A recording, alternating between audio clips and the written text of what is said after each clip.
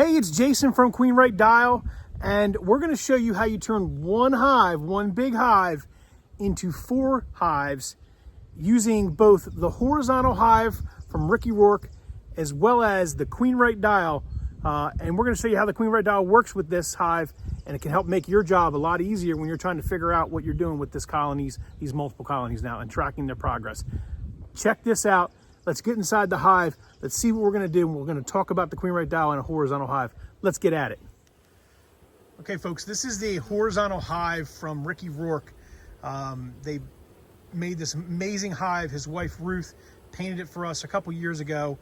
And in the wintertime, we went in with 1 colony going in this. It was probably like a 6 to 8 frame colony. Maybe had 10 frames inside the middle of this colony. And they started to build out, and I've added frames here in the spring so they don't swarm on me and make a really strong colony. Well, I got in there today and I realized there were a lot of bees in here. So we had to try to divide that up. We had a ton of frames of brood, ton of frames of actually pollen and nectar and honey. So they were amazingly strong. As you can see, they're still trying to reorient to the splits I just made. What we did was we took the middle areas here, these 4 entrances, 1, 2, 3, 4 over here, and that was really for that main colony. Everything on the sides were empty on both sides, and what we did was we broke it out. We moved the queen colony over here to the right side, or really it would be your right, I guess, or my right, over here on the right. And by doing that, the queen moved with bees and brood, or very limited amount of brood and resources. We moved it over into a 10 frame split, right? Gave them enough comb to actually, and foundation and such, to help continue to build out and draw out. Now, naturally, as you know, a lot of the bees are going to come back, and the foragers are going to come back to these colonies right here in the middle, because that's where they've oriented to, not to that far right colony. So that's kind of the purpose why we did that. We want the queen and the bees over there to orient against the far corner, and all these new colonies to kind of mix and match through the middle. Let's get inside the hive and take a look at what we did.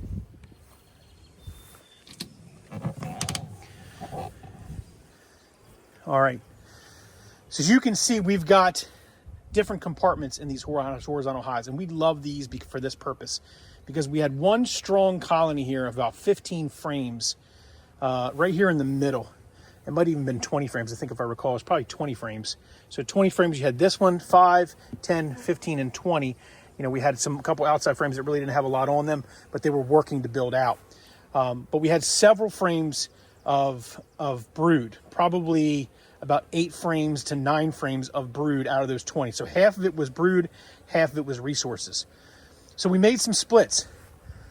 We went in and we took the queen, we located the queen, and we took 2 or 3 frames of brood, not a lot, some more open comb and a couple capped frames of brood. But remember, she's going to continue to lay. So there's not a need for bee resources in the coming weeks. Those resources will continue to grow. The resources that are there will continue to bolster it. Yes, we'll lose some bees back to our splits. That's okay. We need that, because we need the bee volume to be there, because they're not going to have a queen for a while. And I'll show you why we know that. Let's take a look at the host colony that we shifted over. This is our host colony. We've installed the QueenRightDial on 2, or actually all of the panels, of which these 2 panels are the same colony. You see there's no divider board in here, right? So these 2 are the same colonies. So we just marked them the same. You could actually mark it, or turn it sideways like we did down here on this one. There's nothing in this colony over here. It's empty. That's why I kind of marked it that way. No queen, and just said, look, that's just an empty box. I didn't want to do that because this isn't an empty box over here. These are the same colony. It's 1 colony. So I just marked it the same, which is really nice. Mated queen, last year's queen. Again, mated queen, last year's queen. That's what that means. When you look at the QueenRightDial, you have mated queen, you have a swarm cell indicator, supersedure cell indicator, virgin, and no queen, right? And then over here on your right-hand side of the dial, you have the years in which they should be mated, which was last year, 2003. It follows the color coding that is in the system or in the industry of beekeeping today, where you have yellow for 2 and 7, and the year ending in 1 and 6 would be white. Green, 4 and 9, that's this year. Blues, 0 and 5, and 3 and 8 for last year. So this is a last year's queen, so we're going to leave this one alone. Good, lots of bees in there, a couple frames of brood, lots of resources, some empty frames for her to continue to lay. It's just a really strong 10 frame colony. We'll monitor here as we go. over the next few weeks. Shifting over to our splits, we made splits here on these three colonies from the host colony. We put really 2 good solid frames of brood and eggs, and really probably 2.5 in each one, because we had enough, because we had about 10 frames of brood. So about 2.5 to 3 frames of brood in here, which are going to emerge out, bolster the bees. There's going to have a lot of bee volume in there, which you need when you draw queen cells out and want to have strong queens. You need to have a packed colony of nurse bees or young bees in there to help that. So we got to set our dials now, and I didn't purposely set them because I wanted to show you how this was going to work when we got in here, because these were set, ready to go. But now we know we have 3 colonies that are no queens, right? So that's our first dial. No queen, no queen, and no queen, right? Today is the 9th of May, right?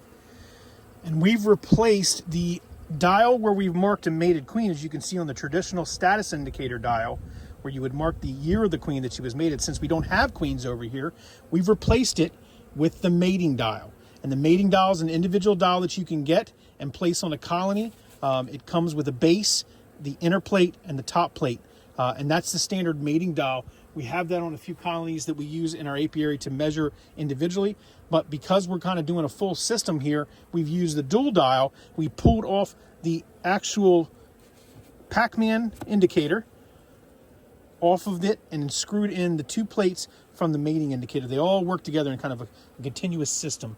So in these 3 that you see here, they are set for, actually, like I said, it was the 9th. So now we have to set the top dial to what we're going to have as it relates to when we need to check them, when should we have what different stages in the gestation cycle of a bee, right?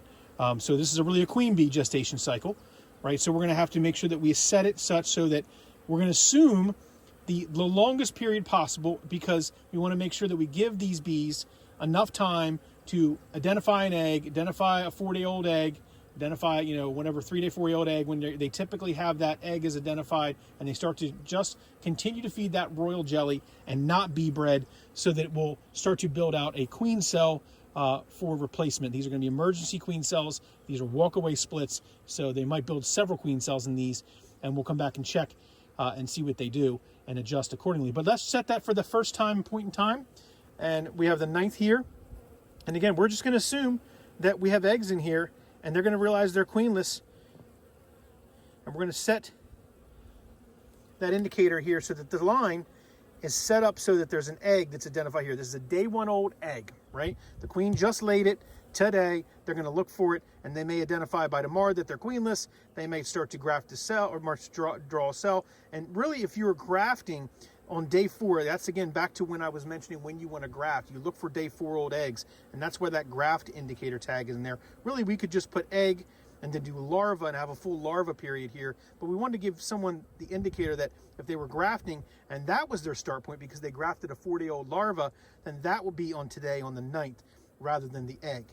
But again, we're starting with the bare minimum to ensure that we have the full life cycle of that particular queen. The egg on the 9th.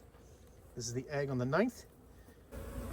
Okay, so we've got them all set now, and you'll notice that we should come back and check these on the 16th. This is the 16th when we really should come back and check, and they should have a capped queen cell by then. It could be the evening of the 16th, the morning of the 16th. At some point in time, we'll see a capped cell. If we don't see a capped cell by the 16th or the 17th, well, then we've got an issue. We've got to decide on what we need to do, whether we're going to put in another frame of eggs or maybe one of the colonies next to it has multiple cells on multiple frames, and we could move that one over because, again, these are all in the same timing, which is a great thing. So we're going to determine that on the 16th. We're going to come back here in a few days, check on these colonies, look inside, and then we'll follow along the dial appropriately, because once we have that cell and we're moving along the track, we're going to work our way through the pupa stage, the actual emerging stage, the mating flights, which will occur, and then moving into the beginning of the month of June, we should have a queen right colony again in here, here, and here, and of course we have our original queen right colony there. So there you have it. That's how we're using the QueenRight system with a horizontal hive on a larger, stronger hive. We've made splits in our apiary. If you're a beekeeper, a small-time beekeeper, or you want to grow your apiary, this is a great way to do it using 2 great products or 2 great systems, which is a horizontal hive and the QueenRightDial.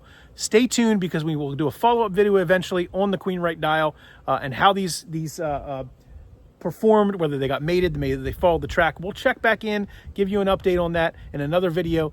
But for this video, we're going to wrap it up, and we're going to close these girls up and let them get to business on getting those new queens generated and continuing to grow our apiary here on the Eastern Shore of Maryland. Thanks for watching, everyone. Please check us out at QueenRightDial.com. If you want to get your QueenRightDial system, we have plenty of different versions of this. We have some cool new adapters coming out for these boxes behind me, really the APMA boxes, so check that out as well. We also have the pod. If you haven't seen that already, that's the mating dial that's on a pod. You can get that as well in case you don't want to install it within the status indicator. We have the status indicators, and we also have the OG original QueenRightDial, the single mating indicator, or not mating indicator, but status indicator, the single dial, not the double. We have that on the site as well. We got so many things out there. We're growing. Brian and I have been working so hard to fill all the orders that are coming in.